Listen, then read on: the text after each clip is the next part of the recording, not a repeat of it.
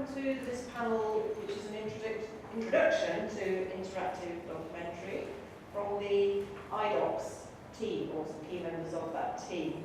I'm going to start just by explaining what IDOCS, as in this website, and the work that we've been doing in Bristol, organising symposia, setting up a web portal for an international engagement and discussion around interactive documentary. So I'm just going to give you a bit of context to that and a sense of what's going to happen in the future, because there's going to be more events and more things happening around IDOCS in Bristol. And then we're going to go on and give you an overview of the general state of play with interactive documentary. And there's three people from the team. I'm Judith Aston. I'm one of the co-conveners of IDOCS. Mandy Rose, who is a Senior Research Fellow. We're all from the University of West England. So Mandy is a Senior Research Fellow in our Digital Research Culture Centre. And John Dobie is still Director of the Digital Cultures Research Centre, but he's also Director of REACT, which is a big funded project from the Arts and Humanities Research Council to create new collaborations between universities and small to medium enterprises in and around the Southwest region. So there's lots of stuff going on around interactive documentary here in Bristol and through UE and through our collaborations with Watershed and various other institutions, both in Bristol and all over the world, so it's quite exciting. Okay, so just to give you a little bit of background, IDOCS is a term that we kind of have coined for what we're doing here in Bristol. Obviously it fits with the whole iPad, this, everything. And there's two of us who originally convened the IDOCS Symposia. The first one was in March 2011 here at Watershed. The second one was in March 2012 here at Watershed.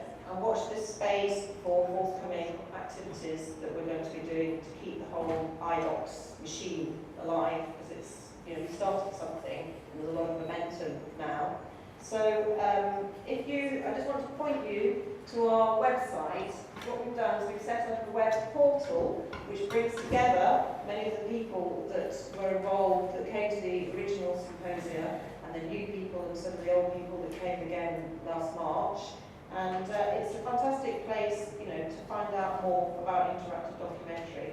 So in the About section, you will see a definition of what we mean by interactive documentary. You'll be able to see who the team is, and I just want to flag up the absent other today is Sandra Gaudenzi. So Sandra and myself are creative directors of IDOCS, and then Mandy is one of the editors on here. John has been fantastic in supporting it, has a great background related to this area, which you'll hear about. I also want to flag up Lynn Barlow, who is head of screen media at UE, who's been very supportive to moving IDOCS forward. So we're a growing team.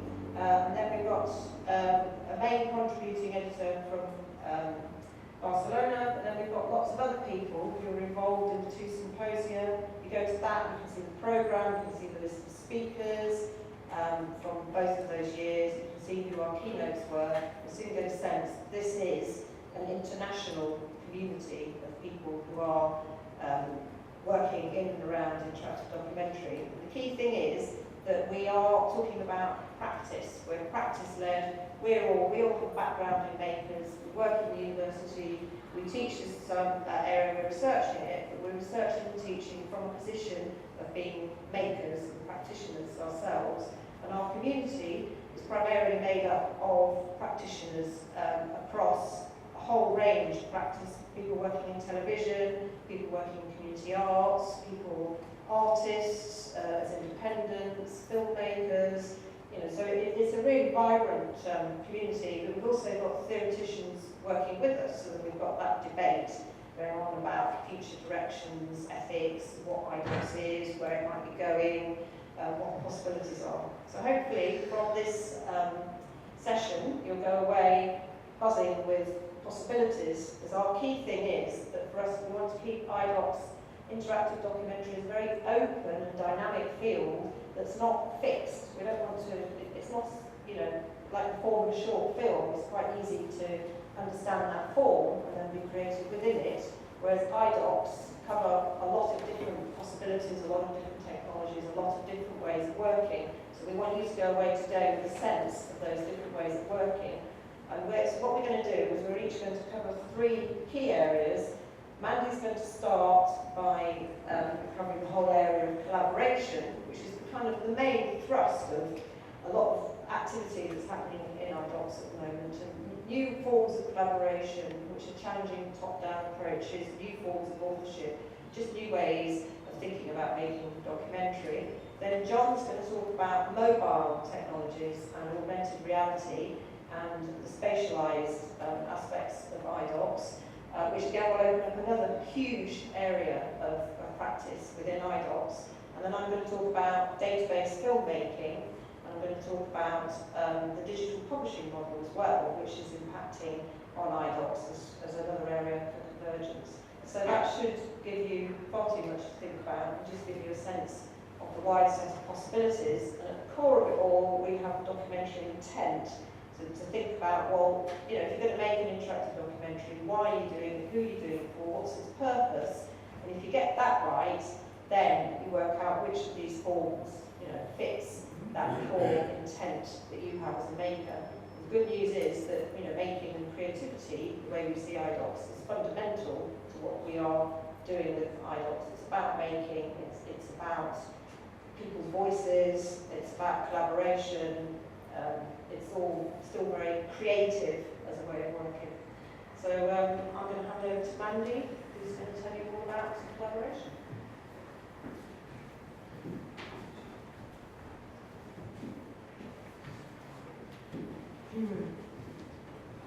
Hi, I'm Mandy Rhodes, and I came to the Digital Culture Research Centre from 20 years at the BBC, a lot of which time I was working on a number of participatory projects with the public, and I was really excited by those projects and by the potential, by what can happen when professionals and non-professionals, sometimes people very new to digital tools for content creation, work together. So that's the kind of field my research looks at, the space where documentary meets the social web. And I'm going to kick off right now by showing you a short video that was released this week. Not strictly a documentary, but I think you'll see how it illustrates some of the themes I'm going to talk a little bit more about.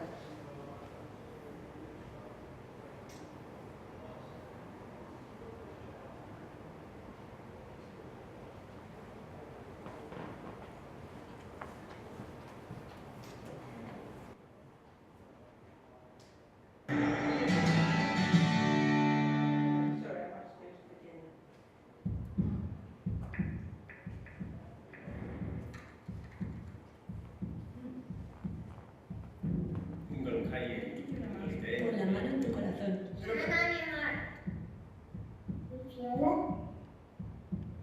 That's your life clock. Someday, it's gonna stop.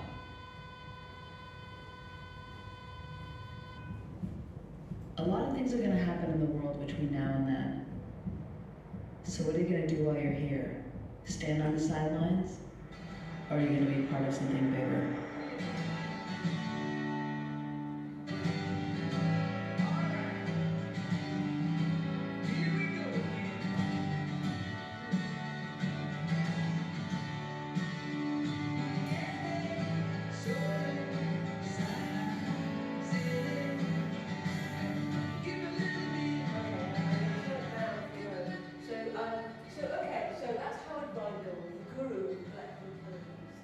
So this is a crowdsourced film from all these people who contributed these short pieces.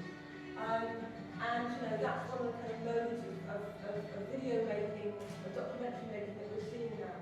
But in a way, actually, I think what's as interesting about that, or more to me, because I find it a little bit sensitive, to be honest, and Supertramp aren't my favourite band. But if you look at the end, I think what's really interesting is it's got this sort of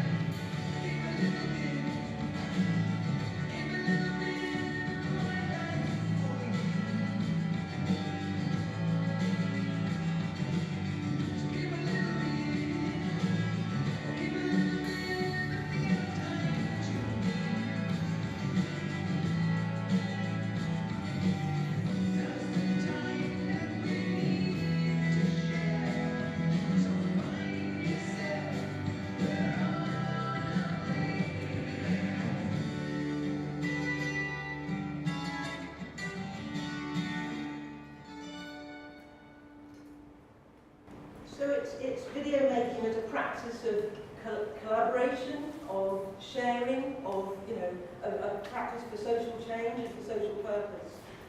You know, and in a way it exemplifies what we're seeing now, as we're seeing video become something that isn't the world of professionals and exclusive and difficult to make with tools that are very expensive and inaccessible, but video is becoming part of our everyday life and language. So, get back to my PowerPoint.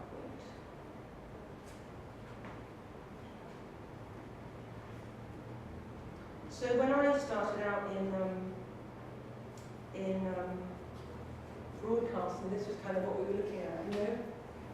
Big, inaccessible technology, difficult to use, scarce, expensive. And actually, for most people, the relationship to media was a passive relationship. And then now, things are very, very different. Content everywhere.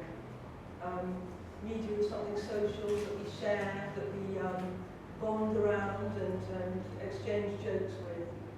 And interacting is part of our everyday lives.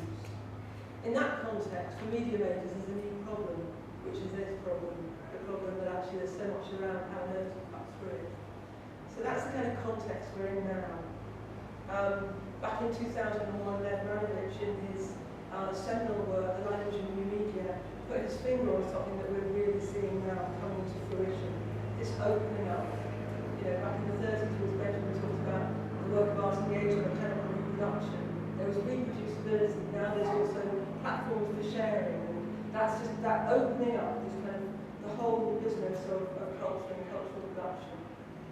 And as Lev Manovich said, this offers the possibility to see the world and the human being anew. And I think that's just such a cracking kind of definition of what documentary is about. The idea that you put something on the screen that helps people kind of see something afresh, to start a conversation about the world we're in and the world we'd like to be in. So we're seeing this opening up across all these spaces of production and distribution. And in a way I've been thinking about all these kind of openings up as new forms of co-creation. Because actually what we're seeing is not just about form, it's not just about technology, but what we're seeing in all these spaces is people coming together to do something new that's more dialogic than communication one-to-many. So crowdfunding, many of you will have noticed this phenomenon, which has really taken off in the last few years. It kind of started in the music business, but has spread, and now with platforms like Kickstarter, we're seeing a lot of projects actually getting money for production. And documentary is doing very well. Documentary is one of the kind of highest earners, in a sense, on these crowdfunding sites. It's not automatic. You have to put a lot of work into it. You have to really think about the campaign. You have to make sure you're doing something that there's a community who are interested in. But it can be very successful for documentary. And in a way, I see that as a kind of democratization of the commissioning process. So someone who might not get their money from a broadcaster can look to the public, can look to the community's of interest and say, would you like to see this piece of work made? A lot of people are seeing work made like that. Here's a UK platform, please fund us. Indiegogo, that's one of the biggest international platforms.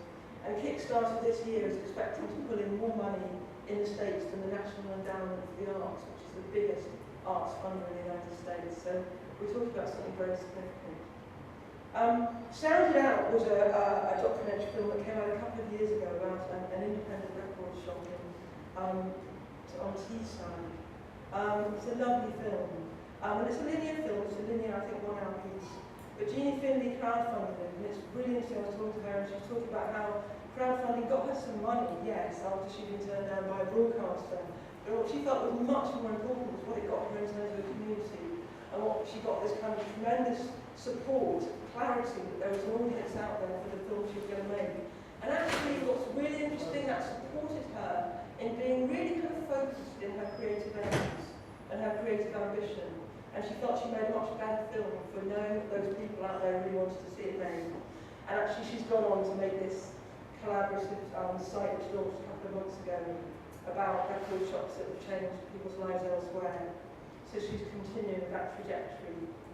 So crowdsourced content goes back to that little video I showed you at the start, and we're seeing quite a lot of work made this way. One of the most famous pieces of work that's been made in this collaborative territory was Life in a Day.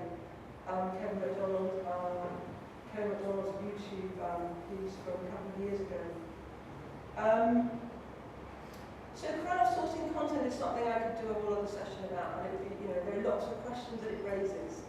I mean, one of the things we're seeing now with Web 2.0, most obviously on sites like Facebook, is, you know, a lot of participation as a kind of major feature of having any kind of engagement with these spaces. And actually, in many cases, it's a very few people who are making a fortune out of the participation of very many people. So I'm not sort of so much interested in participation in itself as a sort of necessarily positive value. I think that's something that kind of has to be investigated. And what interests me much more is these kind of works where people come together with a clearer kind of sense of purpose. And one of the other things, and I'll come back to that in a moment, but one of the things we're seeing right now in terms of this opening is an opening up in the domain of rights.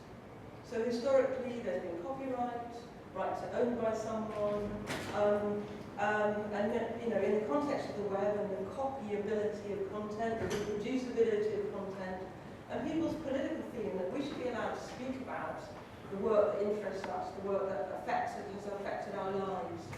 People started talking about how we can reform copyright, think about it in a new way.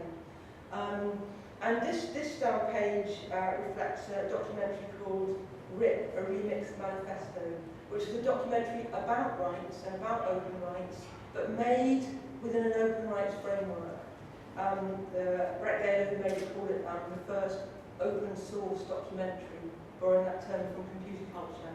And I'll show a clip from that, if I can find it out of my PowerPoint, which suddenly has totally escaped me. Don't you get a little thing here that says, get out, or I can just go escape?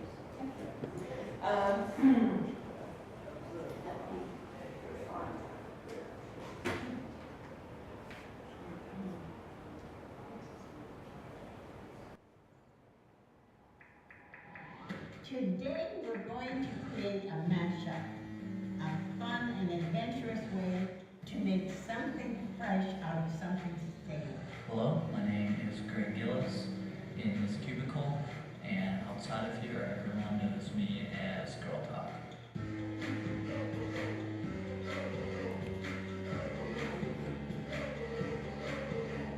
Corporations are completely taking over our culture and telling us that we can only consume it. And we're saying no. We're saying we want to actually create with it, respond to it, take it, mutilate it, cut it out. Afraid he may land in jail or get sued, or we know what he does. Supposedly it's copyright infringement. Part of what we're trying to do is make people understand what they're doing is illegal. You can get 5 years in jail and $250,000 fines for every single song you steal. Jackie and I on a mission to stop piracy against This is remix.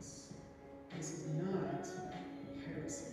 They can take up to 25% of. So just a snatch from Brett Gaylor's film from 2010, I think.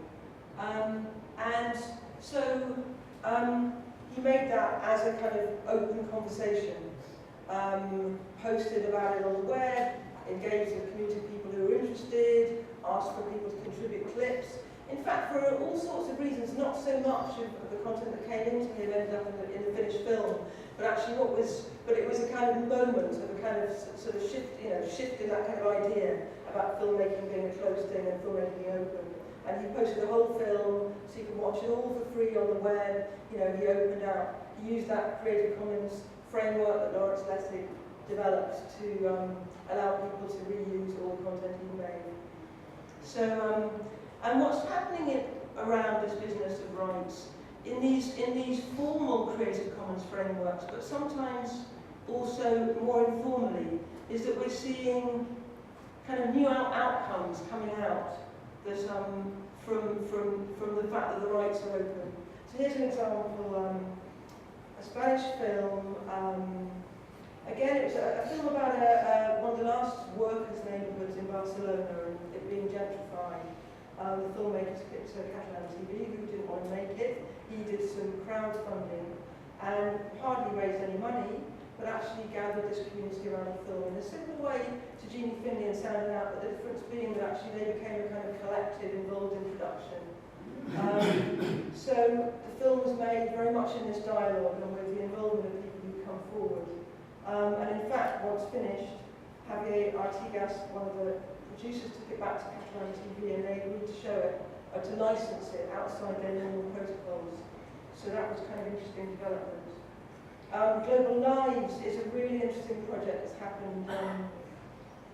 Something like 500 volunteer filmmakers, translators, photographers, over the course of, it's something like 6 years now, have made 10 24-hour films following the lives of 10 global citizens, chosen very explicitly to represent certain facts about global life in terms of income, kinds of living environments. And with this one, again, it's in a Creative Commons framework, and there have been, a number of kind of unforeseen outcomes. For example, the film that was made in Malawi was with somebody who I think is let's just say, I think it's CHCWA, speaker. It's the minority language in Malawi.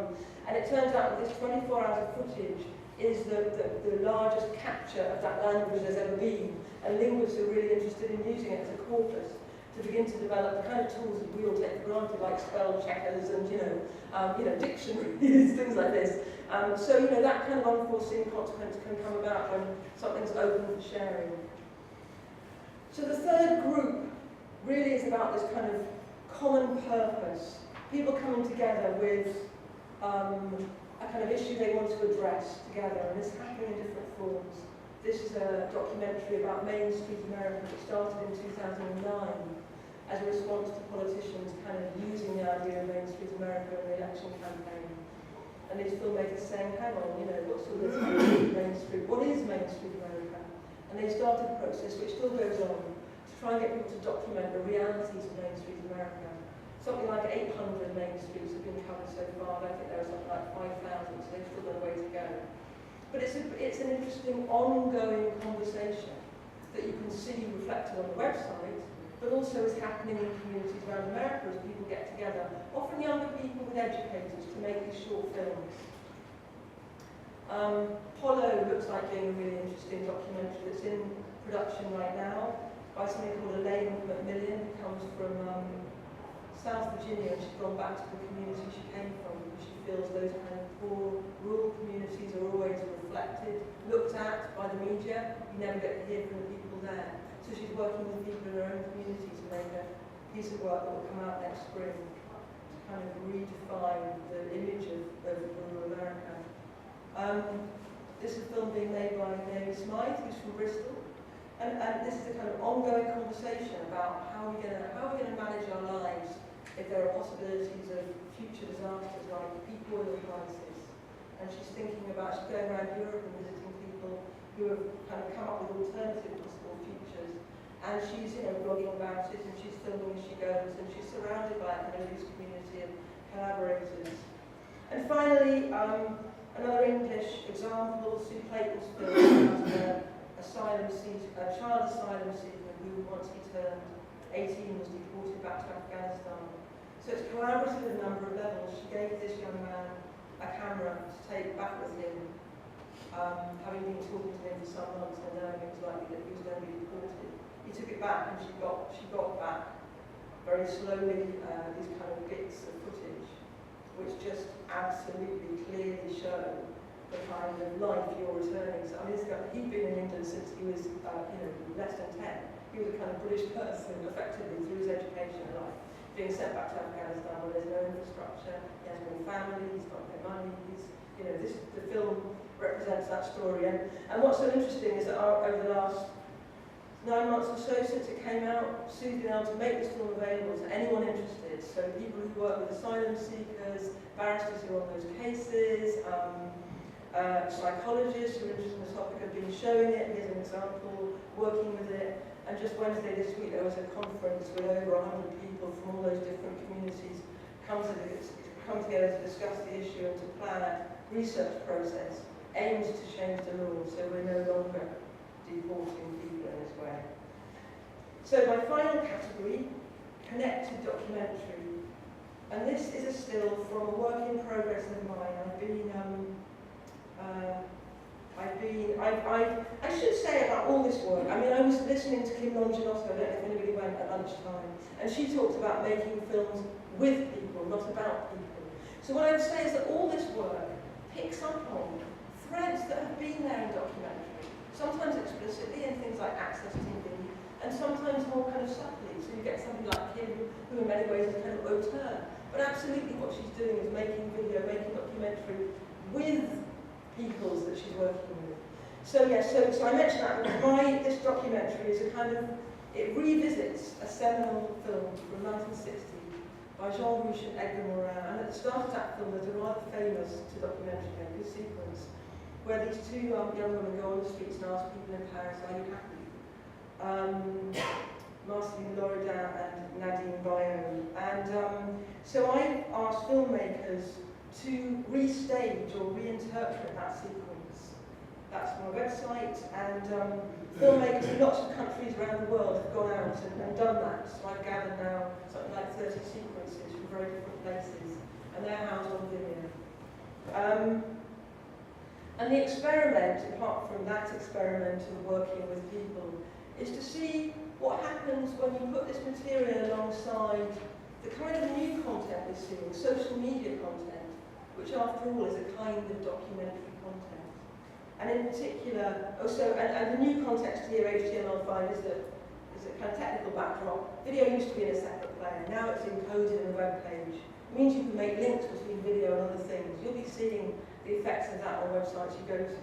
So I'm linking this video content through this open source platform, Popcorn Maker, which you might want to go and play with. Linking it with social media content, you can see their content from Flickr. So I'm not quite there with something to show you, but here you can see some of my content and then the kind of interface where I'm like pulling in Twitter feeds or Flickr content. That's what's there. So co-creation, and this is what Patricia Zimmerman and her colleague Helen de Michiel say about this business of what's going on in these new forms.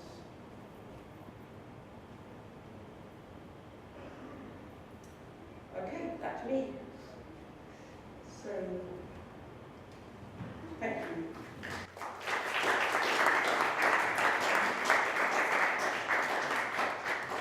We want to do a couple of questions while musicians switch over. Any questions on that?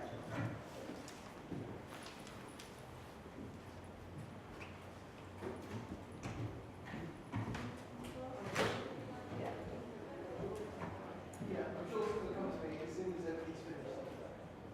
Yeah, the transport in the area of entries, progression forward. I don't really have a question at all, I'm just there's something, I don't know, probably something to pop out. Well, we'll have time to talk more after, because it's a 2-hour session, so we're going to have time for conversation, so maybe, yeah. And what we'd actually really like to do is to, if any of you have got ideas that are in development for documentaries, and you're interested in thinking about how you might make them available in a more transmedia form, then we'd also really like to have a kind of a workshop conversation with you about that. That might be more interesting than just having a Q&A. So if any of you've got things that you're working on, you think would fit into these categories that we put in front of you, that might be a good way of having a conversation. So I'm going to talk about what happens when documentary gets out there in the world, and my presentation is spatialising documentary. But I wanted to say a few things before. First of all, this is not for everyone. The fact that we're talking about it, when we given these talks quite a few times now, and I mean, one of the first reactions is, I just want to make documentary films that we put them in the cinema and have them in a linear order and control the way that people see them, and that's fine, good. Carry on doing that, and let's not have the conversation about why do we have to do that. You don't have to do it. You only have to do it if it interests you and if it works for you formally and creatively and politically and economically. So you don't have to do it. That's the first thing. The second thing is, what's this kind of time horizon we're on here? Well, actually, you know, it should be obvious to those of us who are alive thinking that actually over the next 5 years there's going to be an intensification of of transmediality. You know, in other words, whatever media assets you're producing as filmmakers are going to be asked to be available on different platforms. And if you can go to a broadcaster with a Facebook community of a few thousand people who are already hot around the issue and the film that you want to make, like Naomi Smithe's, what's it called, Facing the Future? Surviving the Future film, then actually you're quids in already in the conversation that you're having with your commissioning editor, because they will understand that this has transmedial exploitation possibilities. So we're talking about how things are going to move in the next 5 years.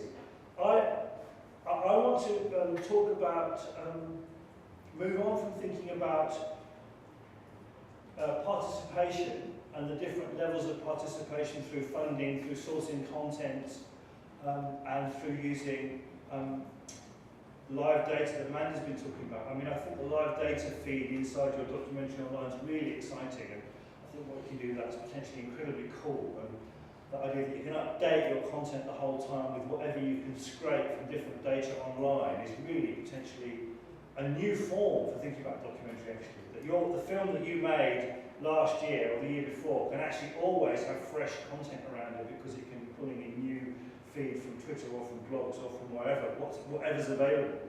So that's all quite exciting. I want to talk about what happens when documentary goes out there. It's called spatialising documentary. So we know, don't we, that through a variety of sensor apparatuses available on things that are read and understood by things like that, media content can now travel away from the screen and into the world. Media content can be tagged to place. It can be triggered by your gesture in a public space. It can be triggered by a sound that your phone or your tablet hears. It can be triggered by the speed that you're walking at, actually. Your phone can remember where you are. There's all these kinds of data trafficking going backwards and forwards between you and your devices and the media world that you inhabit. So I'm talking about documentary content in the first instance that can be distributed in the city. So what happens when you take content and you tag it back to the place that it came from? So that when you experience that content, you're actually in the place that's directly relevant to it. Most often, these projects are being run through something called QR codes or sometimes RFID. This is an image, if you could see it, of somebody on their phone reading a QR code. It's made by a guy called Martin Reeser, who's a prof at De Montfort University. It's a really interesting project called Urban Digital Narratives that was made in Athens. They went to Athens and they went to a particular area of Athens, and he uses a software called Empedia. And they did some research with the community of this area in Athens, and you can see a bit about it here on the side of the screen. A circular trail exploring the theme of displacement in Gazi, which is a traditional industrial area of Athens that has become an entertainment and nightclub centre. Two trails, blah, blah, blah. It was also the area where a young lad was killed by the cops that sparked the riots in Athens 3 years ago. So it's quite a politically contested area. These tags actually represent movie clips. So this is a visual representation of the program that lies behind the experience that you have. Actually, if you're having the experience of seeing this piece of work, you're walking around the city and you're hearing things, you're seeing images, bits of photographs and graffiti, and you're seeing movies in the place to which they respond. This is what you would have been working on had you been programming, but it's a very good representation of trying to think about how documentary content can be spatialised and put back out into the world. Here in the pervasive media studio back here, we most often work with I think with App Furnace, which is the software developed by Calvion. And you just get some little movies. Is this the one? No, it's not the one. Okay, I chose the wrong one there. There's just kind of little movies that have been made on people's phones and then uploaded. It was a fairly quick project that Martin made over a week or two with a group of people in the community. So that gives you some idea of a sort of starting point for thinking about how you might distribute documentary content out there. This is actually, the next project is called Memory of Theatre. And that's about distributing oral history content. And actually, this is there's a big market in this field of spatialised, what we call spatialised documentary for oral history.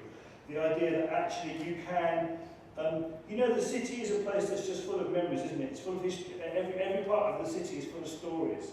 And it's as if there's a kind of cultural archaeology in everywhere you go, that you can burrow down through the history of the city and you can reveal these layers of stories and experiences. These kinds of technologies make it possible to make that visible. And this is one that's working on indoor positioning. Indoor positioning has been a bit of a problem in the past. GPS will tell you, will know where you are with your phone, but actually getting that to work indoors, obviously satellites can't read indoors. So you have to have various kinds of rigs and maps and things to make indoor positioning work. And we've been working on this project in REACT, which is Research and Enterprise for Arts and Creative Technologies, in a project over at the Old Vic, and the project's called Memory of Theatre. And that is, if you can see it, you can see that was an image of the Old Vic. This is an image of a map of the Old Vic with lots of tags on it, yeah? So there's lots of little bits of paper, and those little bits of paper represent the way in which those memories are being put back into the space that they came from.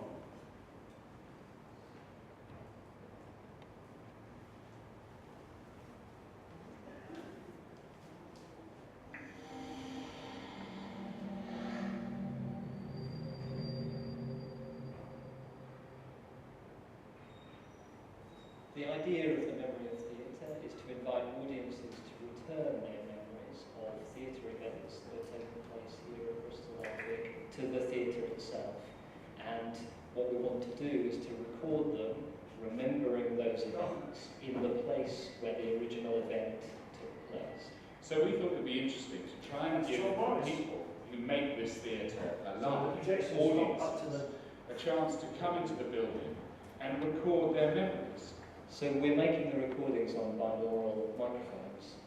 Binaural microphones are microphones that the interviewee will wear in their ears, and they record sound three-dimensionally, and they really capture the acoustic of the space. Then in the future, visitors will be able to come in and put headphones on and find the memory exactly where it happened. Come into the theatre, into the front side, and stand behind the stalls, and as we came in, the stage was dark, and it all seemed much smaller then than it does now. I think.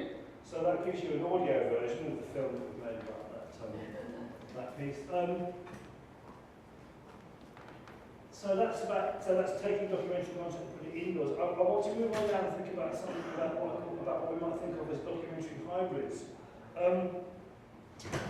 And start off by talking about a piece called Ulrika and Eamon Compliant, which is made by Blast Theory in 2011.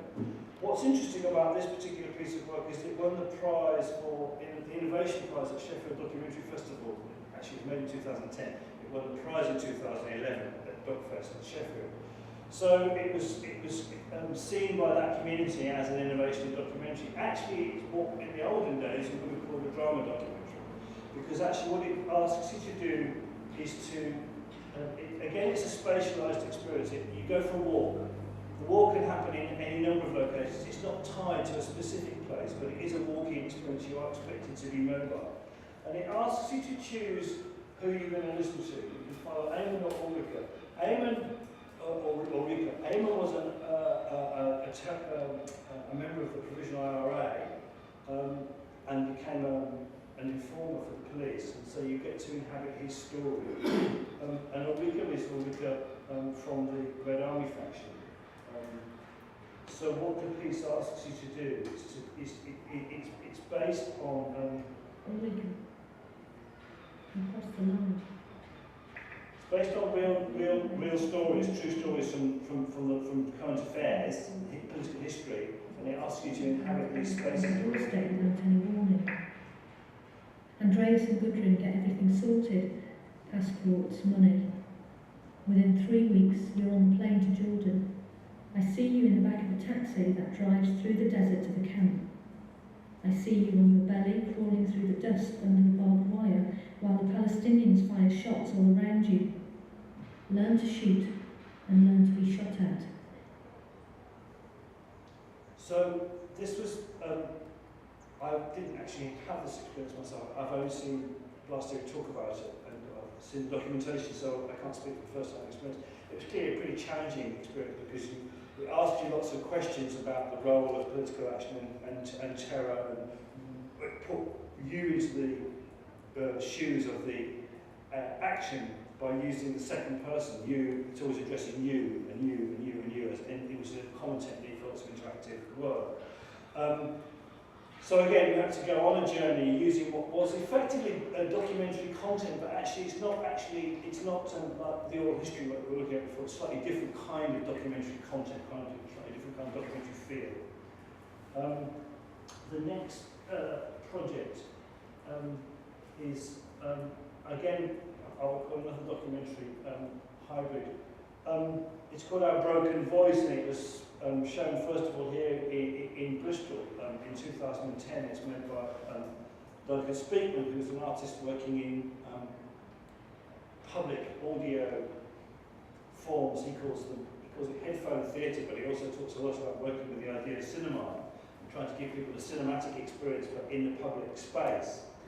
What happened with Our Broken Voice is that once you signed up, you saw the advertiser, you sent an email saying, yeah, I want to do it. You've got to send an email back saying, go to this website, it said sign up.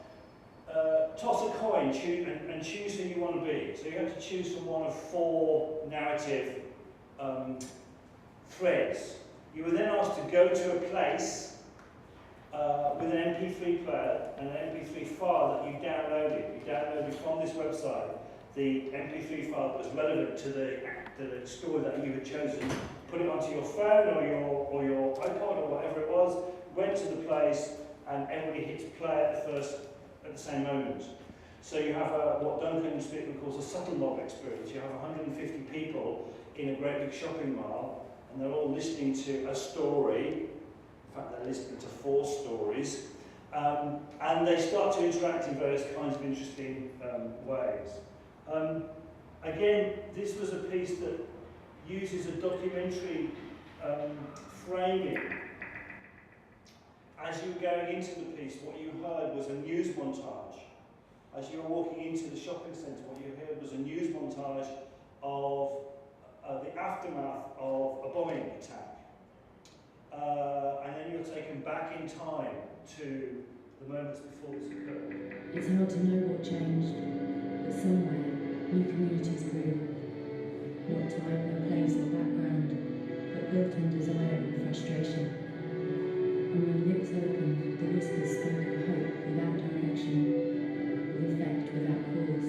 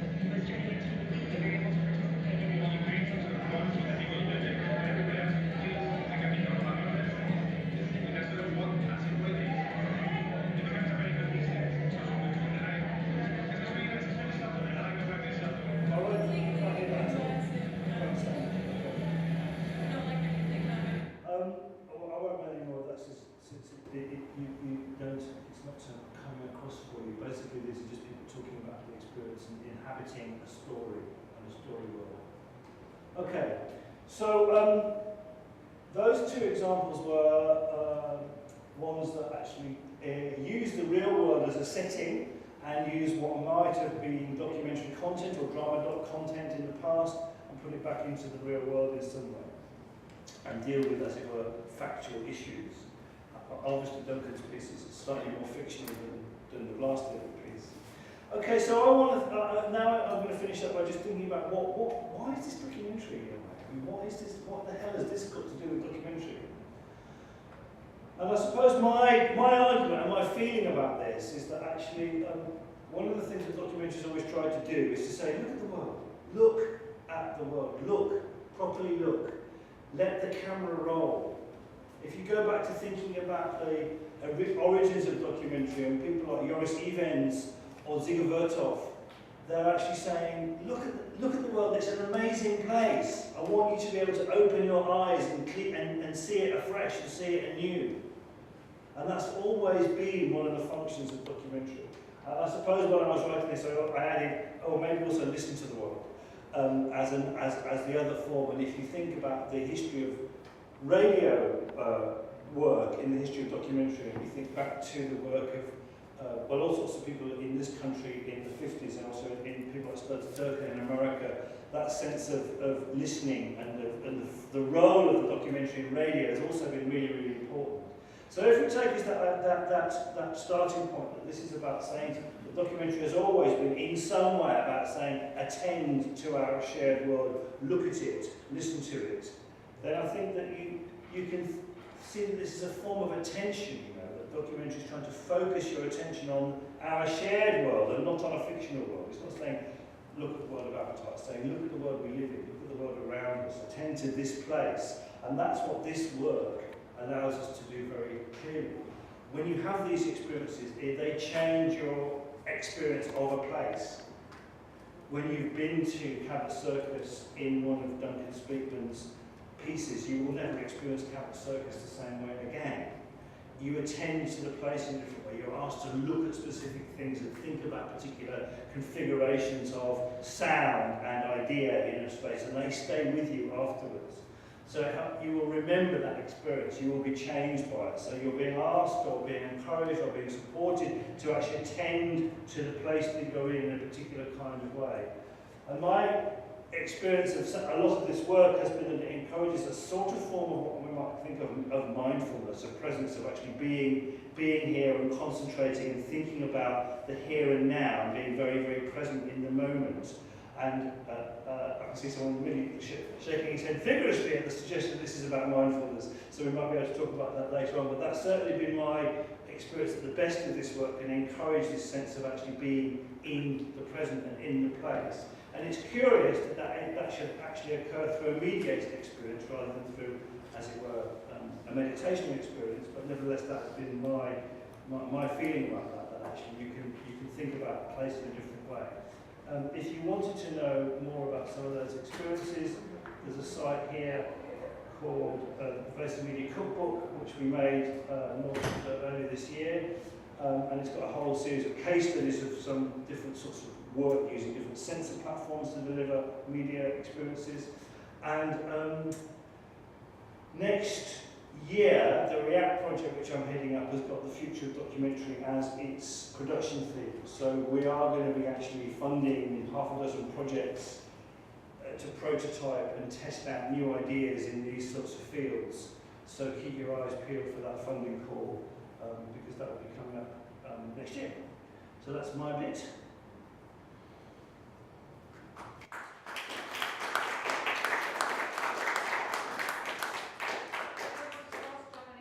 I did my digital switch over.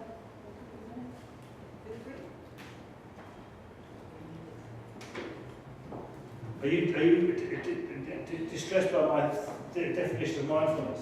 Yes, I think it's the exact opposite of mindfulness, which you suggest. So I think the presentation here started with a very true statement, meaning that attention is the very scarce resource, probably the only scarce resource in the future, because technology gets ever faster and we will have more persistent storage and so on. So in addition to everything we see, we have deleted everything we have seen, because this never goes away with this technology. We end up with a huge pile of things, and I simply can't share your enthusiasm of overlaying space with history that can then be reread with tags and re-experienced by individuals. It will prevent you from actually being mindful in the here and now. We'll dig into history, other people's perspective, and we'll have you at every place here in Brisbane, every tag you can capture with your iPhone in order to see what other people thought about this. So I think we're in for a psychological surprise here. We should think twice about where this actually gets us. So this is just an intervention without wanting to discuss this here and now because we're still going to have a presentation.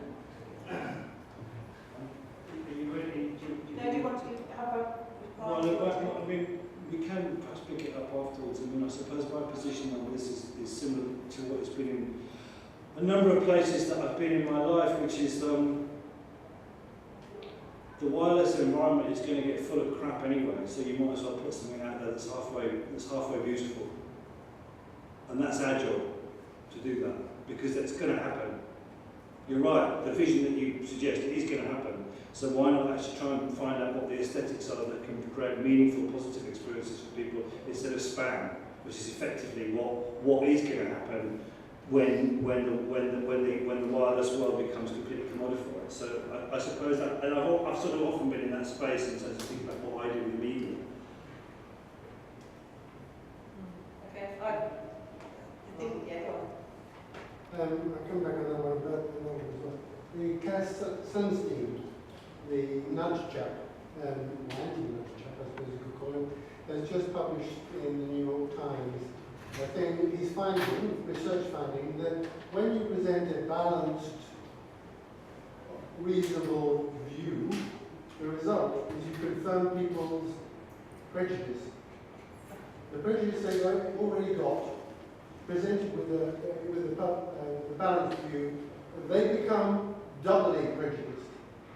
Okay? So the problem is that world of, well, there's many voices and you must sift it and things like that. People won't be able to sift it, even if it's beautiful. But the problem is that you will confirm people wherever they're at. Now, is this a strategy for not doing that? I don't think so. Okay, all right. So I'll make a brief response. I don't think multiple voices equals a lack of voice or purpose. I think it can, but I don't think it has to. And I think that's one of the challenges. I mean, some people, I mean, so I'm just saying, I don't think you can necessarily equate the two things, but it's one of the challenges and problematics of making worthwhile documentary content in that new context. And I don't want to close it down, but I think in a way, should Judith? I think we'll bash it about a bit more after.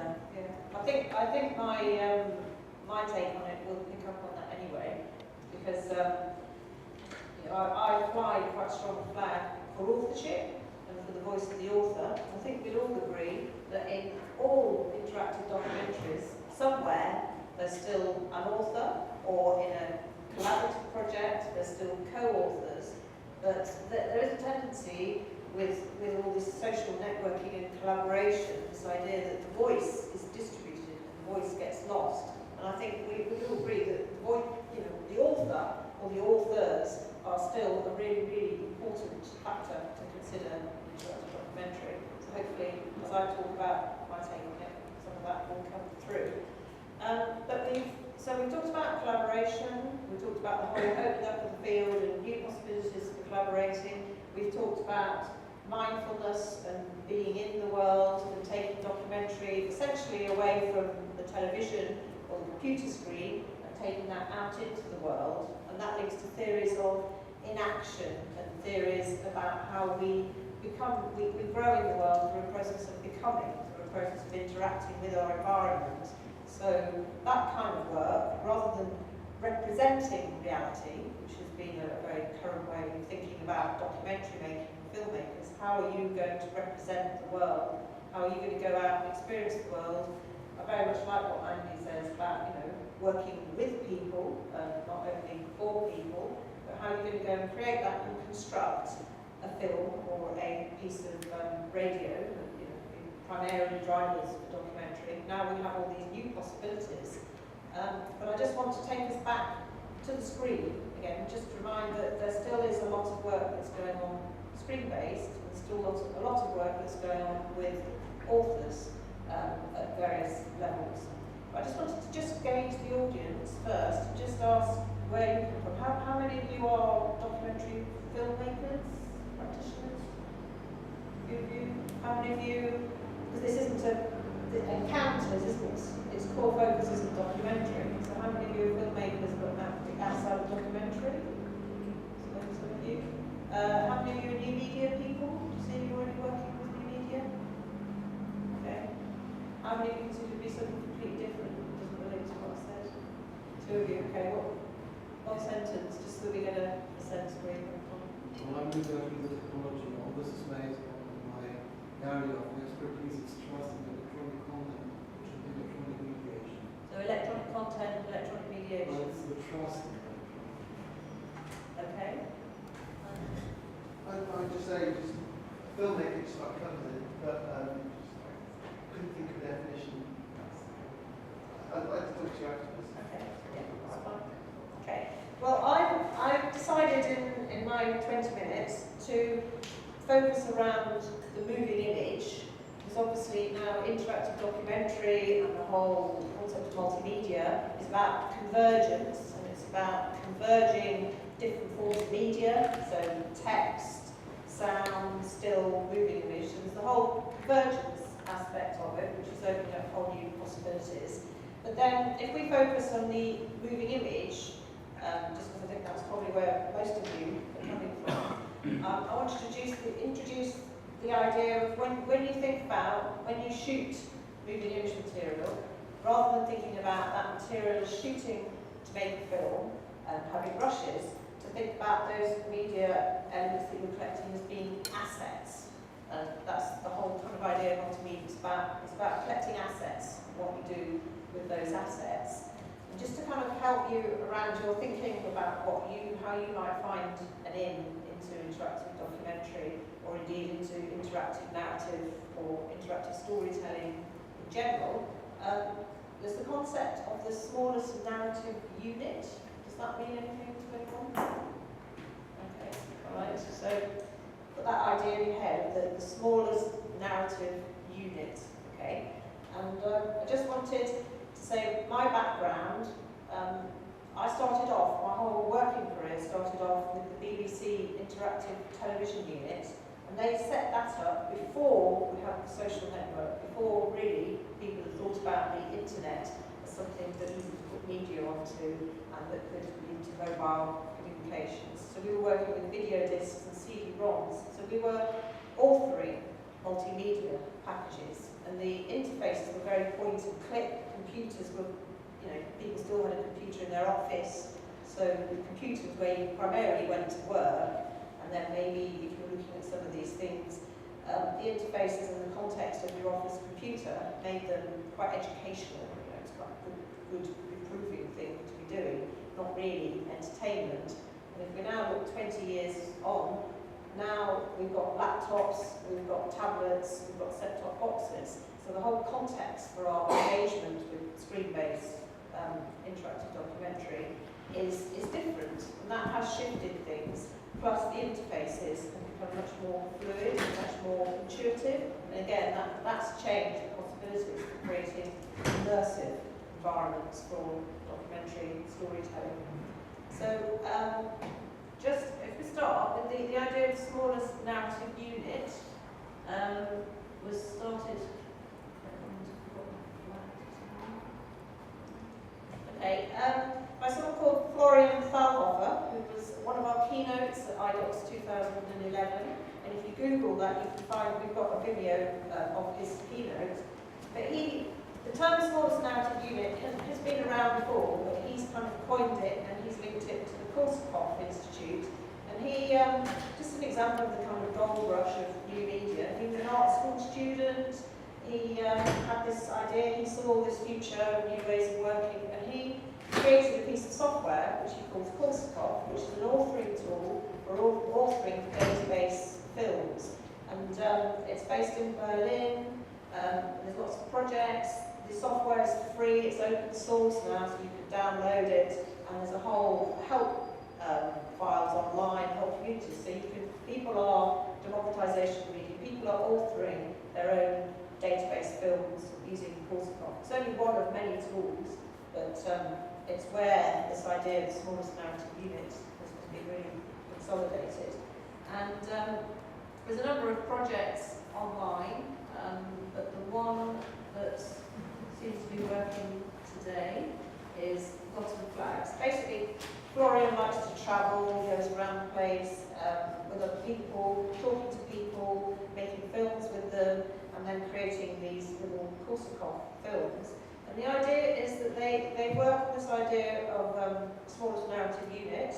So he tends to kind of set up his story at the beginning with a linear introduction, and then you can either play through the story or you could branch off. And the whole idea is that the authorship lies in how you tag and how you decide what your smallest narrative unit is. So watch each clip of moving image material, what kind of narrative you're going to have within that. It might be a 30-second fragment of a narrative that could link to another 30-second fragment, and then the users fall into their own meaning, or it might be longer clips that are placed alongside other clips. So you end up with this it's a linear experience every time you view it, but each time you view it, it can be, the linear experience can be different, so you're making choices as you go through. So I'll just show you a bit of this.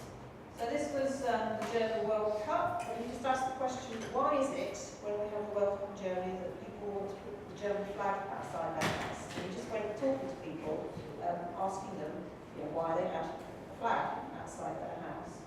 So just to give a sense of, these are all available online, so you can see them for yourself.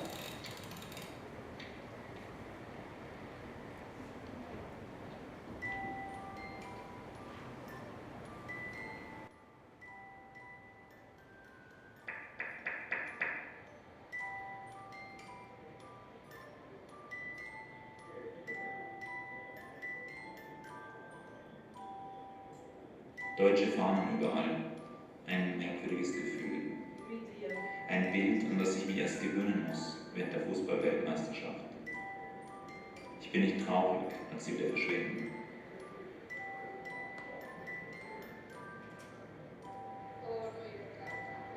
Einige Fahnen sind geblieben. Von meinem Küchenfenster aus sieht man ein solches Exemplar.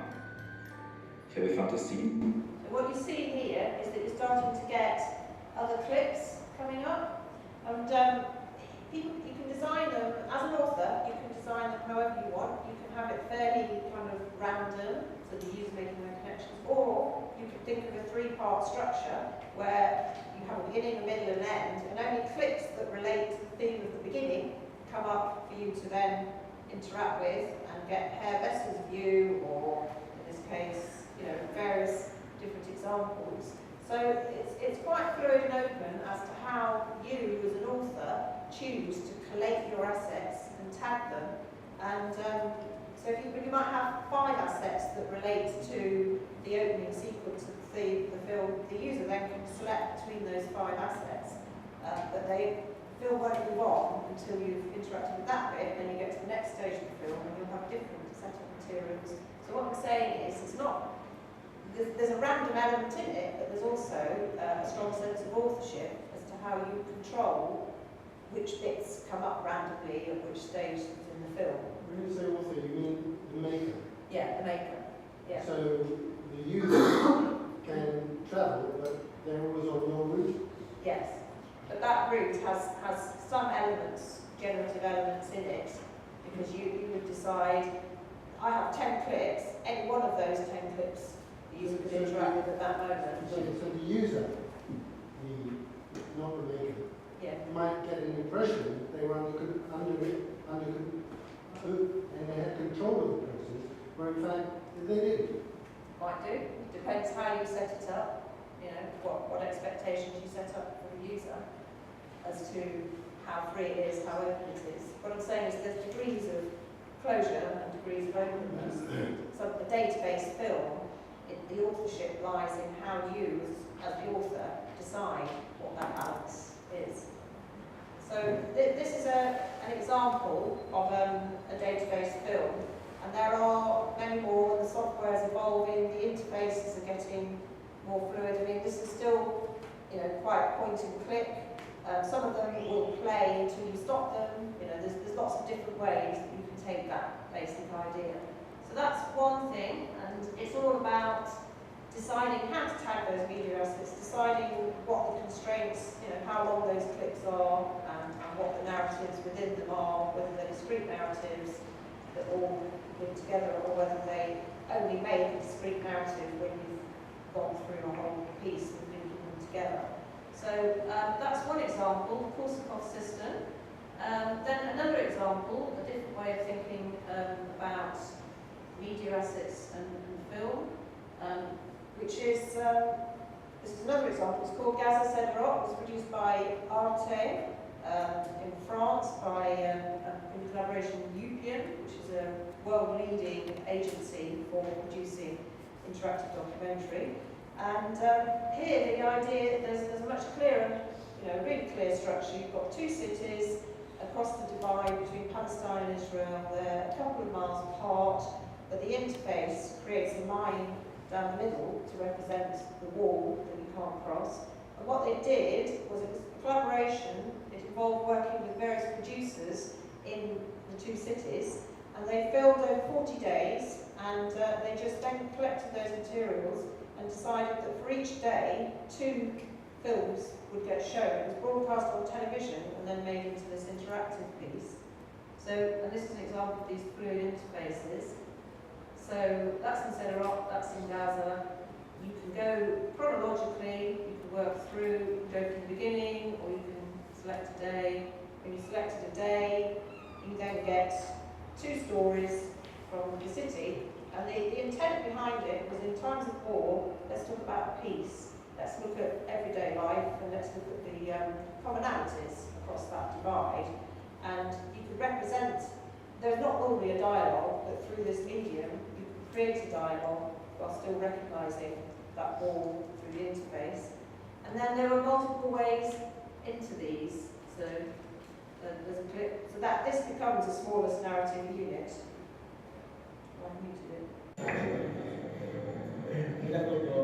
بس فكرت انا الدور عندي انا هلا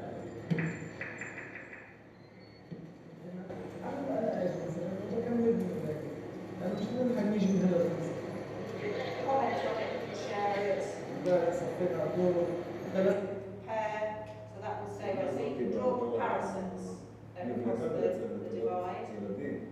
And then you can go into this in different ways. So you can go through the temporal juxtaposition. You can go through there's several clips from the same people. So you can go in through those people and then see how many clips there are, what those clips are on the day. So you can follow a thread by people. You can follow a thread by the map, the area. So different quarters of the city, so you can go into the clips that way, or you can follow it by topic.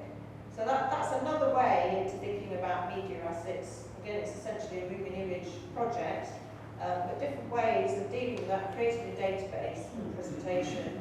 And there is a clear, there's a clear structure to this. It has clear boundaries. You know what it is. Other ones, you don't necessarily know where they begin and end. It's all down to the authorship again. Then another one, Canada are real world leaders. It honestly was the BBC 20 years ago, but it is Canada now. But maybe if we see again, if we have our way, who knows, but we'll see.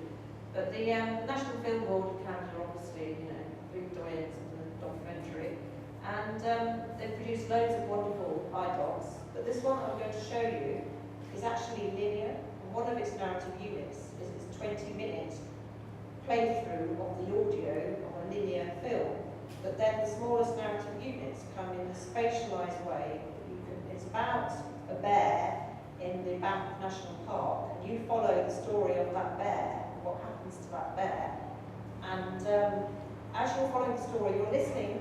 There's an authored narrative all the way through. It plays through beginning to end for 20 minutes. But as you're listening, you can interact with a spatialised representation of the park and of example, the bears are tagged. It's all about the relationship between bears and humans and how there's very few bears in the wild. So there's loads of security cameras everywhere watching the bears.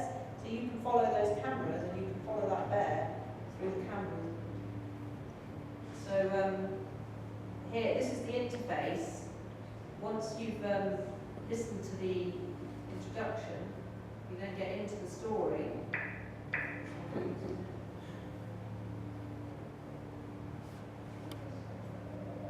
Click on it's just to see the display.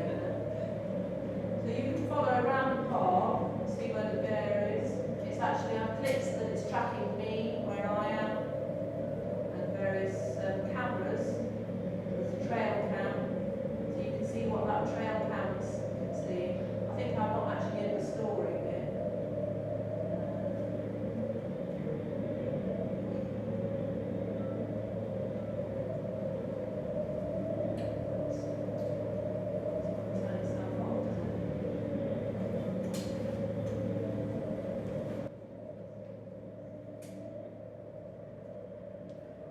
There's something about this program when you go away from it, it carries on playing.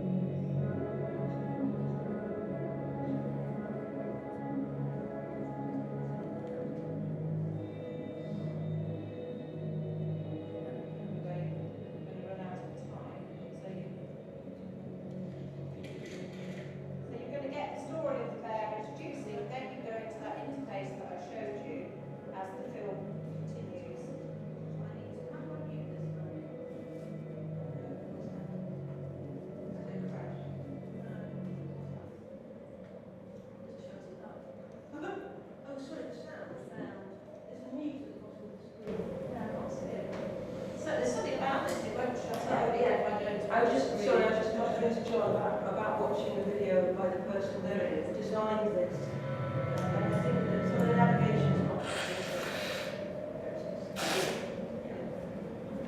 it's not shut up though.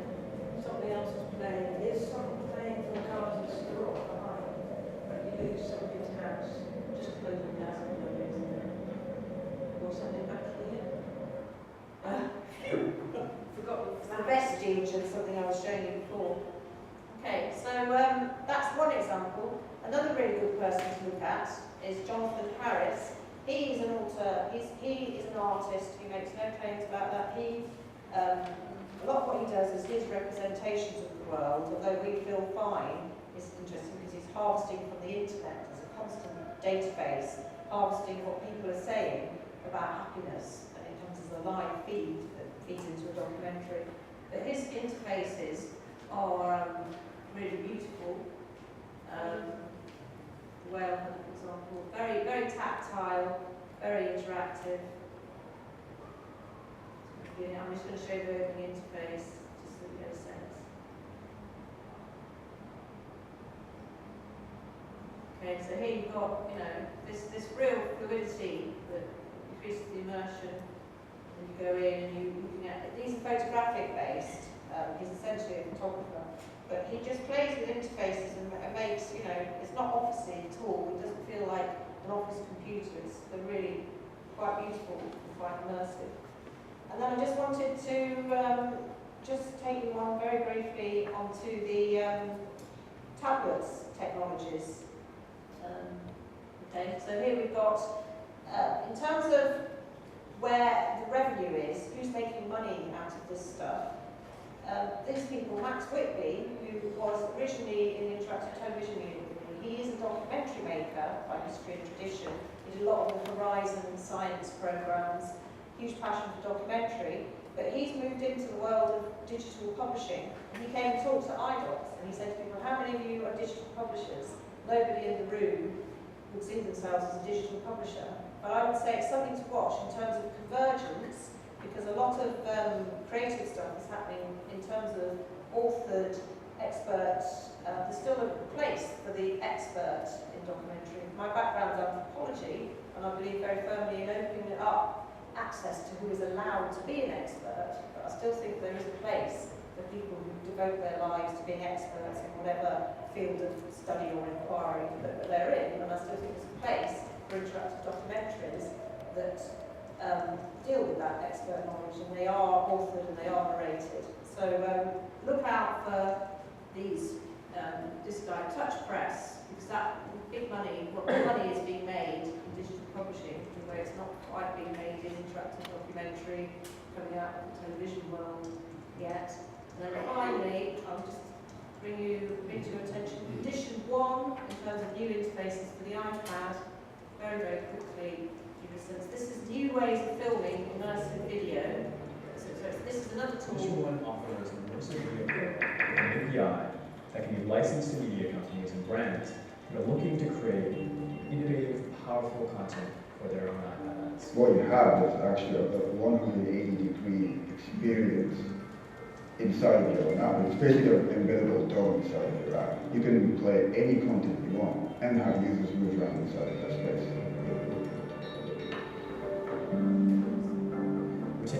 Okay, so that's a whole other dimension for filmmakers of actually being inside the material, and it links to locative reality. You could be looking at the material while you're in the place that it's being filmed, or it could be a way of being inside the material, and it links to locative reality.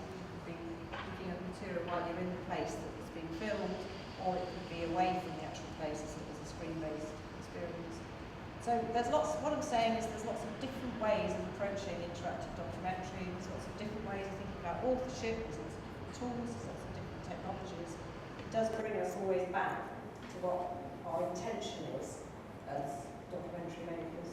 We've got half an hour left. What we wanted to do, or what we would like to do, is to possibly break out into smaller groups, divide up into 3, and have a kind of deeper discussion with smaller groups of you about your response to what we said, your take on interactive documentary, if you've got any ideas that you're working with, to give you some space to feedback and talk to us. But I'll just take a couple of questions if there are any, and then should we do that? We've got flip charts so we can brainstorm some ideas. But we want, to make it interactive. So if it's come from an anthropology background, I'm just wondering how these media interactions affect relationships, in terms of field work, working with communities, working with society in general, how that positives or negatives perhaps on using an anthropological context. Well, computers have obviously changed everything, because the traditional idea that an anthropologist goes to the field for a year, studies a community, doesn't go native, then goes back to their library tower and writes something that those people never get to see. Obviously, the world's moved on from that. People are doing anthropology in their own countries, in their own environments. The traditional natives are anthropologists now. That's all completely shaken up, starters. But also, in terms of people who used to write up their field notes, write ethnographies, essentially in written form, but I come out of visual anthropology, which has always challenged that. It's the more, for me, the more interesting area.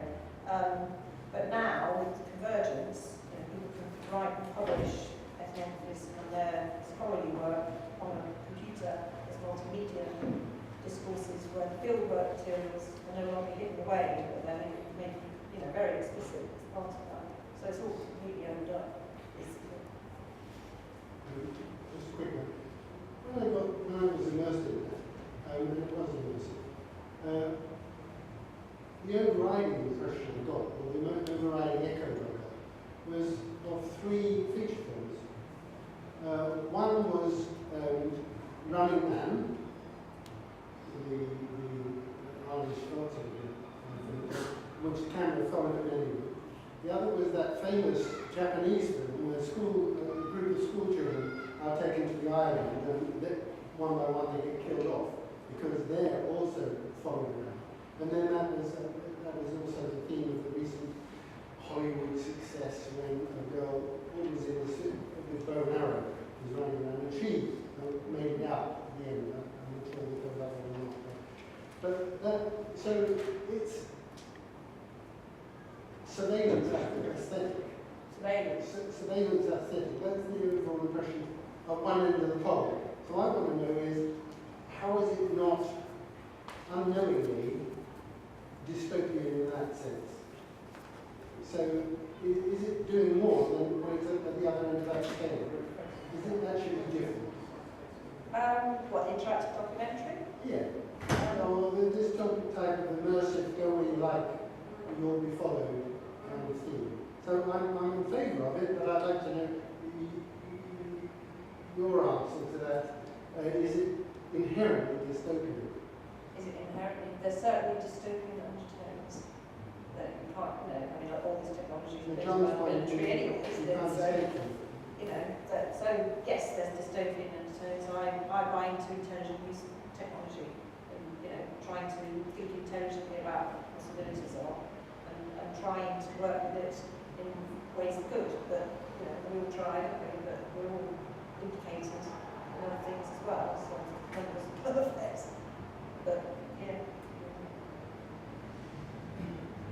Last and then we'll break out. One question. You made some critical, but very interesting remark in the introduction of your talk by saying that you still see a place for the author while the voice was made. So I was hoping that you would expand a little bit on this in the presentation, but unfortunately you didn't. Okay. But it would be interesting to hear a little bit more. Okay. I don't think the voice has to go away. I think it depends on the interactive documentary that you're authoring. If it's a community-based project like Mapping Main Street, where the voices, you give cameras to people, or they have their own cameras and they upload their own materials, then each of your smallest narrative units represents the voice of the person who made it, or the people who made it, and then you don't need an overarching narrator.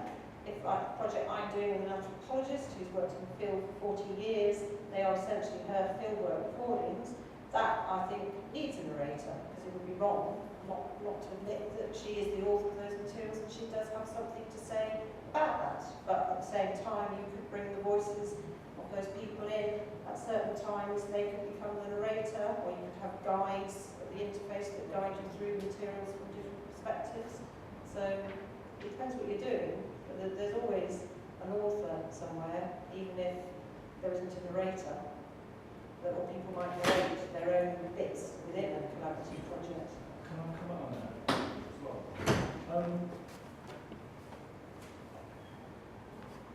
I think authorship is really important, but it becomes more complex as you have more choices and more technological choices and more things that you can do with your material. It just becomes a more complex set of choices that you have to make in a way, rather than a linear set of choices.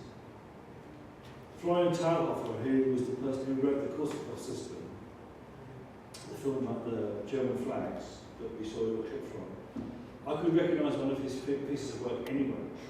He has a really strong sense of authorship. This is a guy with a particular kind of poetic filmmaker style, particular kind of use of voiceover, particular kind of use of first person. I know his work. He has for me, a very strong sense of authorship in that signature auteur sense. Yeah. So he's making interactive work, which is basically database navigation, but it's very clearly from him. There's another sense, though, in which I think authorship is important, and it goes back to some of the conversations we had earlier on, which kind of surfaced and then disappeared, which is about argument, which is the point you referred to. Where the database is a kind of very open-ended, polyvocal sort of space, which is intended to give voice to lots of different kinds of expression and kinds of position. What is the position of the document or the filmmaker or the film? And what is the audience experience? Where happens to argument in that sense? And I think you need to really hold on to that idea that documentary is about argument. Documentary's always been about argument in some sense. It's always been, even at its most primitive level, it's been about saying, look, the world is like this, not like that. Look, the world is like, this is what I'm framing with my camera, not the other things that I can frame with my camera. Right through to all kinds of educational and political projects that have particular kinds of arguments. So the way that I'd start to think about that is to make the contrast between the two of the examples that Mandy used, one of which is a day in the life, which is the life in a day, which is the Ridley Scott and Kevin MacDonald YouTube. Send us your videos and we'll make a film about a day in the life of the Earth. And it finishes up being a rather wonderful but deeply sentimental humanist document about nothing. It tells you nothing about the world other than that human beings are sentimental and loving creatures. It doesn't really teach you, tell you anything. On the other hand, the Global Lives Project is framed with authorship in mind because it's got a project. The Global Lives Project, which Mandy also referred to, has chosen its demographic to reflect the political and ethnic and economic distribution of the world. So most people in it are Islamic, most people earn less than $5 a day, or between $5 and $10 a day actually. I think 6 out of the 10 people earn between $5 and $10 a day. There is a politics in the way that those people have been chosen. There is a framework about the world which is different to Ridley Scott and Kevin MacDonald saying let's show us nothing other than that we are human beings, which is a worthwhile enough task in its own way. But in terms of thinking about documentary as an argument, it doesn't get you very far. So I think authorship is really important. I think we have to think differently about both the sense of the author, it can still be there, and how you frame your database and how you construct your database and what rules you put in it, because that itself is a form of authorship. Databases are not simply, they're not unauthored objects in the world. They have points of view encoded within the way that they are put together. And architectures too, the architecture within which you put, the architecture you build around the project, the call to action you put out. All these things are, it's forms of authorship too. So in a sense, the kind of invitation of mapping Main Street to challenge the politician. Yeah. To say, you're talking about Main Street as if it's all kind of, what they say in America, apple pie and mothers, whatever, that kind of notion that you're representing it as one thing, we want to offer an alternative. So even within that call to action, and people choosing to take part, there's a kind of group decision to kind of take a certain kind of authorial trajectory. So yes, I think it's a complex business, this authorship in these kind of projects, and it resides in different places. And I think it's also something that you have to think about the context of viewing as well as the context of participation. So for somebody, mapping Main Street is only of interest because somebody in their street made a video. They'll only watch that one, and they'll hear the voice of the person who made that one. That's their author, So it's also, there's not a kind of complete experience in a lot of these cases. You may dip in, come and sit from one angle, and you kind of have to think about context of making, context of participation, and context of audience experience. It's quite multifaceted. You also have to think about interface design, because interfaces are authored as well. Yeah. So something might immediately look poetic because it's got a poetic interface, but actually the content in it may not be poetic at all. So, interfaces do give an impression and a feel as well. So they are part of the content, part of the authorship as well. Alexandre Brachet, who is the guy who made the Gaza Sterol, designed that, has a very interesting idea, which is that interface is content. The way the screen looks will tell you something, will be part of the experience that you have and part of the meaning that you make. So in his case, having a screen which is torn down the middle with a wall that literally represents the wall between Palestine and Israel, and asking you to interact by saying, well, which side of this wall are you going to be on, literally, where you're going to look at. That is a really interesting idea, that actually you're being asked to, again, in the way that those mobile applications ask you to inhabit the meaning of the film and not just to have it represented to you. You're actually having to make some experiential choice, even if, I know, clicking on a mouse is not the same as living in Palestine. But it nevertheless graphically illustrates, I think, something in an interesting way of design. Any other questions, comments? Well, a question, what is the added value in this place? Clicking a mouse is just one possible option. With these new devices, they could force you to climb cross the fence each time you want to see the other bit of the story in the short future, because you physically will have to relocate in order to get the second part of the bit. So with all these sensors, this will probably be possible, and you will probably be forced to physical interaction. I'm just asking about the actual value that you get out of being forced into this kind of interface. So is there any kind of element in this kind of interaction that will get you beyond just watching the linear representation of this thing? Or is this just well, a technological icing on the cake, yet another reformulation of the age-old insight that form and content are in some kind of intricate relationship, and that's it. So this insight isn't really this new, to introduce this kind of technology. The second point I would be interested in, I was hoping to get a notion of something like collective authorship here, and I'm not sure whether I've heard this.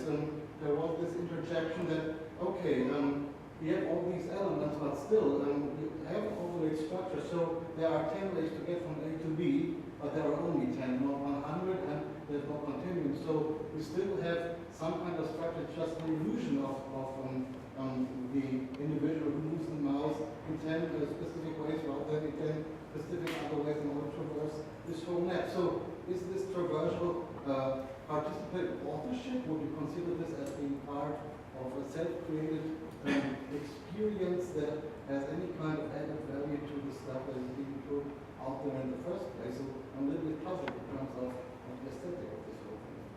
So do you want to start? What if I start? Because I thought I was describing a number of forms of collaborative or collective authorship. I think in a way there aren't generalities here. There are no generalities. There's no generalities in this field any more than there are watching any other documentary content as encounters. So what I would say is, the question about watching Guys as Starot, where do I go from there? It's the question you could apply to any documentary about the relationship between the representation and the reality. However, I did think I was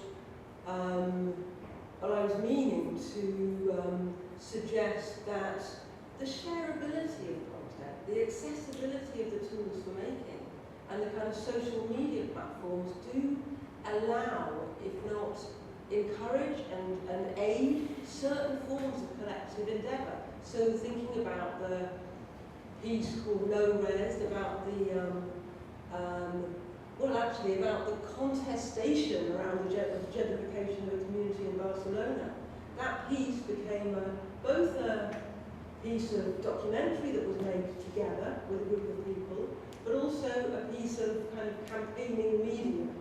And actually, even more concretely, I think, in the case of Sue Clayton's Hamadullah, The Road Home, that piece of work, it's one of these things about documentary. Documentary filmmakers always hope to change the world. That's why everyone works in documentary. Well, not quite, but for many people, that's the case. But actually, the times when documentary really has an impact on the world are relatively few. One of the things of Roger Graves' series in the UK, the police series, where the laws around rape were changed after certain things were represented in that series in terms of police harassing someone who came to say that they'd been raped. So, occasionally it happens.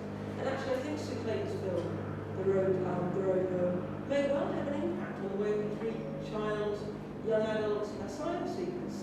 So I guess there are no generalities, but it seems like there are affordances within these technologies, possibilities which may at times make it easier to turn images into something which can push, not just in the realm of ideas, let's say just. I think the realm of ideas, there is an extremely important realm, but in the realm of ideas, changing thinking, engaging people in talking, but also in kind of real world legislative change as well. I don't want to hijack this audience here, but well, let me put this question. Maybe we should see if anybody else wants to ask a question then, in that case. Does anybody else want to, sorry? Well, we just come back by the breakout the last 10 minutes. Well, I don't... Is it worth doing? I think it's a bit late now. Yeah. Has anybody else got questions or comments? Yeah, so think it's possibly picking up on where you're at. I mean, isn't this debate around authorship partly around where we're at technologically now? Because a lot of what we're talking about as interactive is manipulation of units that have been predefined by a filmmaker. But at the point where media is streamable in real time, the consumer, stroke viewer, stroke participant, will be able to effectively edit material live, which will change that notion that you've been talking about of a preconceived story that's being manipulated into a truly interactive experience. And I think that's about the pace at which technology changes.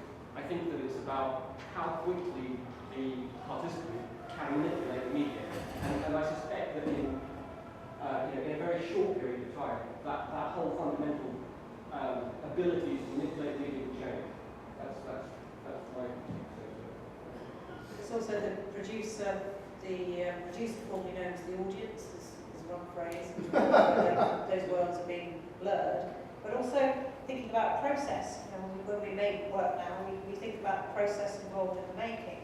Sometimes it's the process rather than the end result that creates the new dynamics and creates the possibility for change. So that's another way of thinking as well. There's a woman, Nina Simoes, who's worked in Brazil, his name now, but a Brazilian playwright. Who his whole process of making plays with people is process-led and is affecting change through the act of making plays and bringing the participants into the creating of their narratives. So if you change the story, you change the world. So it's very ideas. So the process of making is important as well as the actual end product, I think. These things.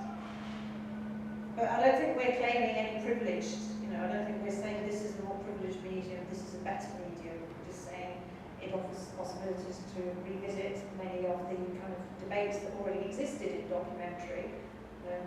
Brian Lidster wrote documentary, I think we're in trouble, that there's a whole lot of research done that documentaries that are trying to change the world tend to be seen after 9 on the watershed and be on BBC or on ITV, and they preach to the converted, so people watch them and think, oh, I feel better now, I spent some time engaging with what's wrong with the world, and carried on as normal. So that problem's always been there.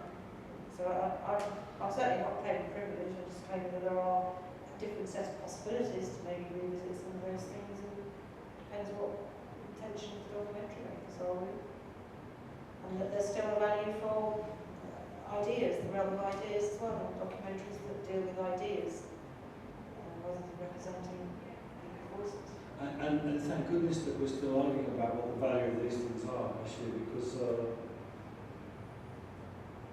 documentary's always been a pretty contentious field. People have had fights and fall out, and in the 60s, the American direct cinema makers were at the throats of the European cinema verite makers.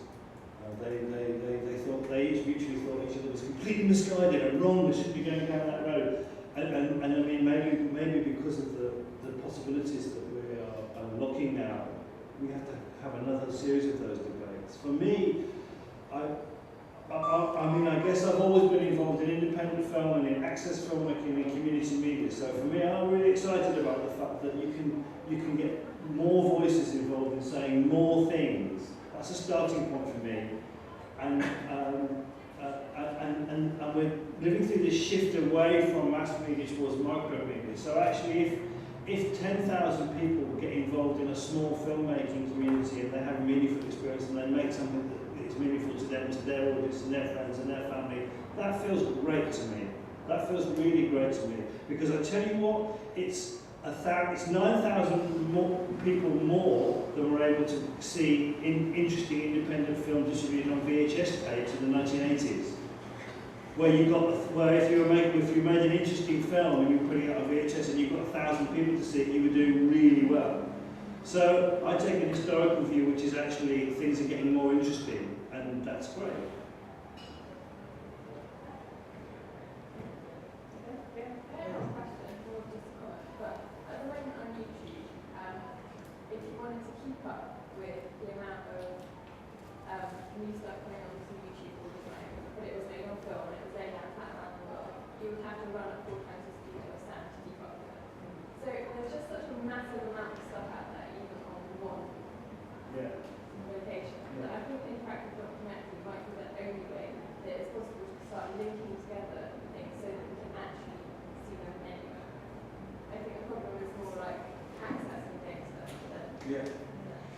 which goes back to the real HTML5 work, actually, that makes it possible for you to pull things together, to pull trends and flows together into one space that might look very different to a Frederick Wiseman film, but it's still got a documentary-ness in there. But you could, I think that maybe you can have a documentary, but then at quick you can have just kind of linking up different strands that you can go onto, or even like, even with a film, you can have any kind of like this is a documentary, how this bit of thing. Like, it was really interesting, it was just an advert for TV a few years ago, where you could call Carousel, where it was a 2D looping film that played continuously, but at any point you could step back into a different layer. So it was literally amazing, and I didn't know how to make it, but at any point you could learn that this is how they made all the monsters for it, this is how they did the stop motion for it, this is how the camera worked, this is how the lighting happened, this is how they advertised it in the first place. It was a really interesting way to learn that.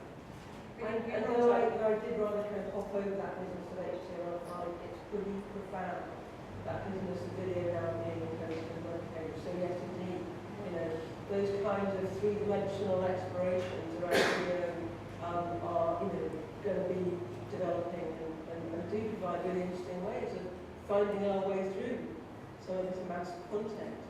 Not just because we're interested in anything, but we're interested in specific things, and we'd like to be alerted to specific things or to know how to find them. And yeah, I think actually that one of the most important tools of aesthetics, politics and expression for the next generation of filmmakers is understanding search. And that's, you know, if you're in the business, if you're in this world and you don't understand search, and you don't understand the politics and the aesthetics of search, and both those things together, then you've got then you've got a problem, because discovery is actually discovering the content is actually making it. When you say search, you mean just search? I mean literally find discovery is what it's called, isn't it, in media industry? So it's the problem of discovery. How do people, all the attention to come back to our initial point, how do people find your stuff? And Google.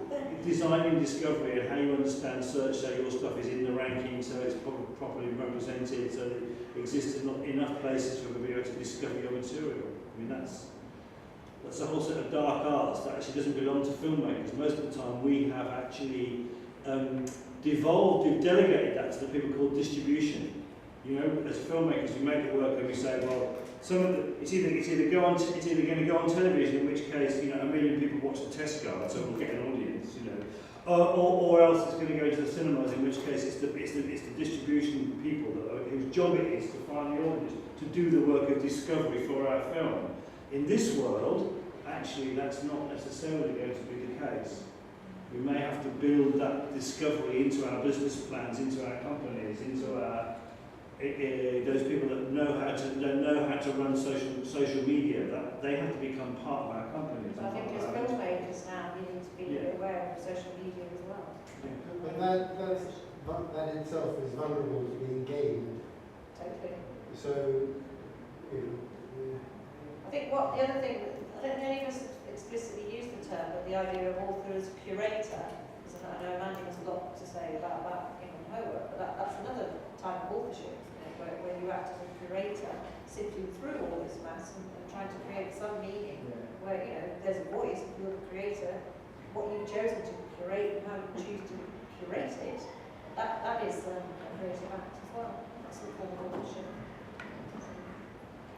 Possibilities are endless. Or maybe they're not. Maybe it's the same old stuff. Not give us any further. Time will tell. Is there any specific challenges for visual arts and moving images that is different from collaboration in other? I'm coming from the area of software development, which is my first expertise, and where adding to stuff, extending and so on, is a non-critical process because it becomes part of the overall function and doesn't waste my time. So someone can add to my program without taking my time away. But for every picture you shoot, you need someone to watch it if you don't want to do it yourself.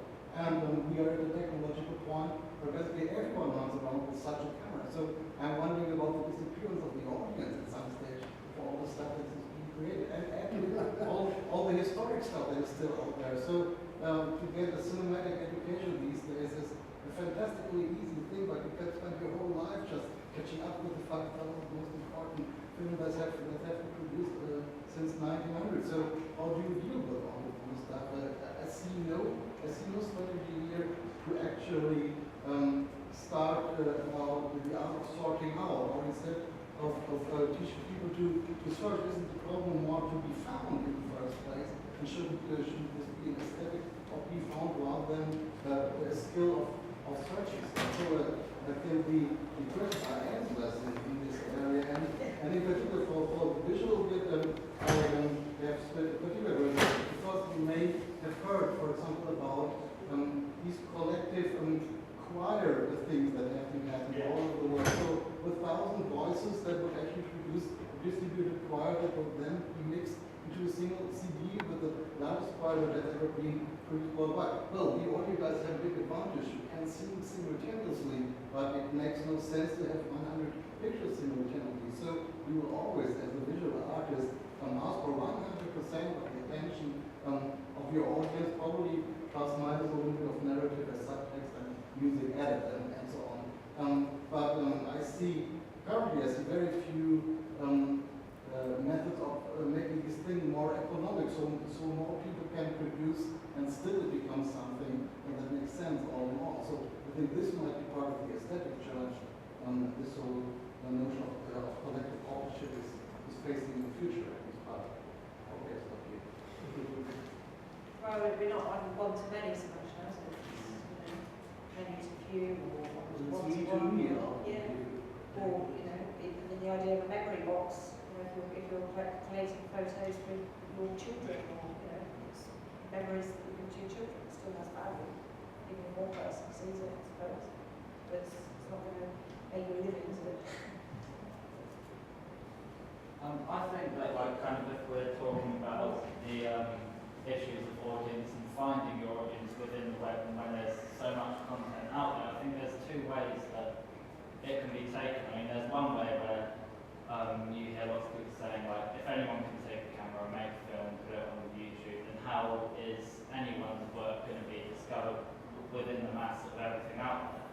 But then there's the other way of looking at, which is kind of how I like to see it, is where the web is kind of almost creates these new communities that people can find, things that would be so niche that they'll never get released to anyone.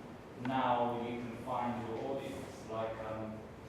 I was looking up how to build a Steadicam for filming something, and then when I was looking up different things, I found it kind of a forum where lots of people were talking about their ideas and the ways that they've been making it, and then they're sharing the films that they've been making with that. And then you go somewhere else, and it'll be a small community of people who'll be making point-and-click adventure games, which is like a kind of type of game that isn't really widely made anymore because people say that the genre's dead. And it's kind of like, I think as long as you can find your audience anyway, you just need to know the right places to look and find the popular places that people go to that you can then lead people to your things, find the right forums, the right websites.